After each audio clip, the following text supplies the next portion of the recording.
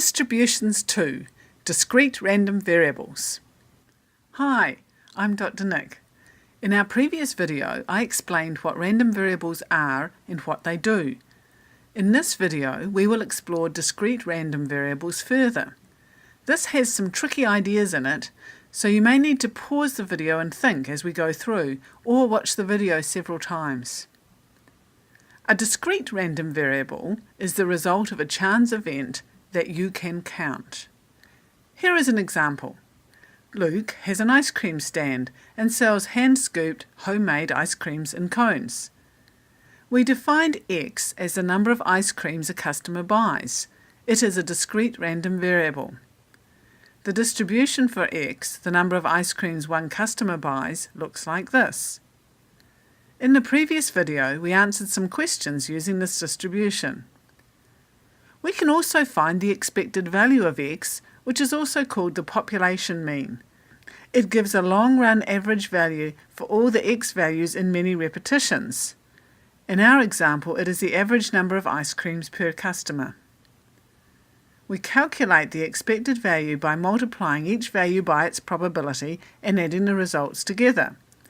So the expected value for X is 1 times 0.45 plus 2 times 0.34 plus 3 times 0.11 plus 4 times 0.04 plus 5 times 0.04 plus 6 times 0.02. This equals 1.94. In the long run, we would expect the number of ice creams sold to be around 1.94 times the number of customers. You can also calculate the standard deviation of a discrete random variable. Basically, you find the difference between each value and the mean, square it, and multiply it by the probability of that value. Then we add them up to get the variance. The square root of the variance is the standard deviation. There are easier formulas as well. The variance for X, the number of ice creams per customer, is 1.3964, and the standard deviation is 1.1817. The standard deviation is a measure of how spread out the distribution is. We can combine two or more random variables. This is where things get trickier. For example, say Luke has 2 customers left. What is the distribution for the number of ice creams they will want altogether? First, we assume that the 2 orders are independent of each other. We will call the first order x1 and the second order x2. We define y as x1 plus x2. Then we work out the ways of getting each of the possible values for y. For example, the probability that the 2 customers will order 2 ice creams altogether is the probability that x1 equals 1 and x2 equals 1. That equals the probability of x1 equals 1 times the probability that x2 equals 1, which equals 0.45 times 0.45 equals 0.2025. The only way they can get 2 ice creams between them is if they order 1 each. The probability that they will order 3 ice creams altogether is the probability that x1 equals 1 times x2 equals 2, plus the probability that x1 equals 2 and x2 equals 1. That equals 0.45 times 0.34 plus 0.34 times 0.45 equals 0.306. You can see that it is quite a long process to work out all the values, though a spreadsheet can make it a bit simpler. This is the distribution of y equals x1 plus x2. You might like to check that you can get these values. The expected value of y equals the expected value of x1 plus x2, which equals the expected value of x1 plus the expected value of x2 equals 1.94 plus 1.94, which equals 3.88.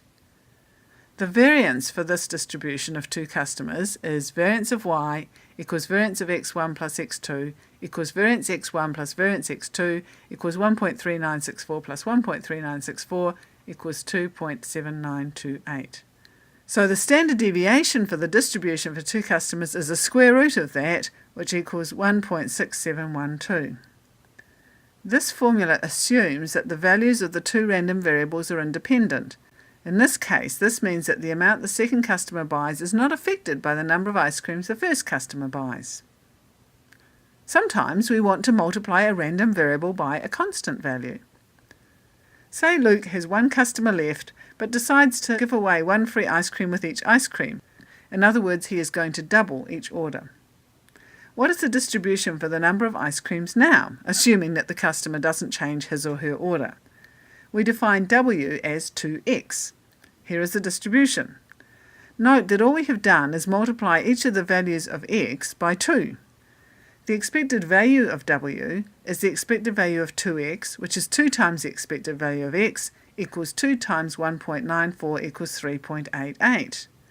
The variance of W is the variance of 2x, which is 2 squared times the variance of x, equals 4 times 1.3964 equals 5.5856. The standard deviation of W equals square root of variance of W equals square root of 5.5856 equals 2.3634. We can see that the spread is greater for this distribution than it was for y equals x1 plus x2, even though the expected values are the same. We are more likely to get values further from the mean than we did with the distribution for two customers. One way to think about it is that when the two independent random variables x1 and x2 were added, it was possible for a high value in one to be balanced out by a low value in the other. This meant that the overall spread was less than simply multiplying the possible values by 2. And here is one last transformation for this video. Say Luke has one customer left and gives away one free ice cream in addition to the number ordered. What is the distribution for the number of ice creams now, assuming that the customer doesn't change his or her order? We define V as x plus 1. The distribution for V looks like this. The expected value has increased by 1, but the variance and standard deviation have stayed the same. So the expected value of V equals the expected value of x plus 1, which equals the expected value of x plus 1, which equals 1.94 plus 1 equals 2.94. And the variance of V equals the variance of x plus 1, which equals the variance of x. Here is a summary of the formulas we used in this video. We will show you some more examples using these in later videos. This video was brought to you by Statistics Learning Centre. Visit our website for more fantastic resources to help you learn. Sign up on Patreon, please, to help us keep producing high-quality educational videos. And do subscribe to this channel to find out about new videos.